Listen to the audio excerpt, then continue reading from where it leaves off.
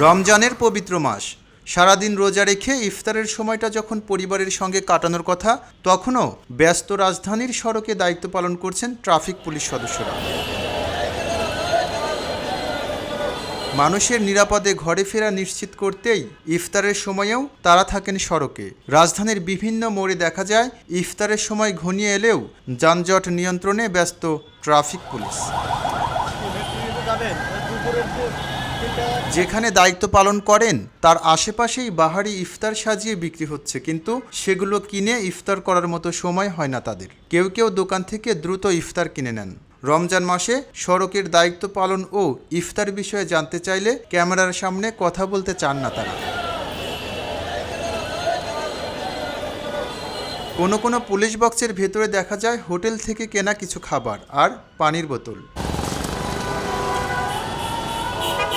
মাগরিবের আজান হয়ে গেলেও সড়কেই দায়িত্ব পালন করতে দেখা যায় ট্রাফিক সদস্যদের। কিছুক্ষণ পর পথচারীদের কাছ থেকে নেওয়া পানি মুখে দেন তারা। ভাঙেন রোজা। নাগরিকদের নিরাপদে গন্তব্যে পৌঁছে দিতে নিজেদের ব্যক্তিগত স্বাচ্ছন্দ্য ত্যাগ করে দায়িত্ব পালন করছেন তারা। এই সময়টায় ট্রাফিক পুলিশের প্রতি সহমর্মী হওয়া এবং নিয়ম মেনে চলাই হতে পারে তাদের প্রতি সম্মানের সবচেয়ে বড় প্রকাশ। এম রহমান, খবরের কাগজ, ঢাকা। এলো খবরের কাগজ, নিখাত, নির্ভীক, নিরপেক্ষ।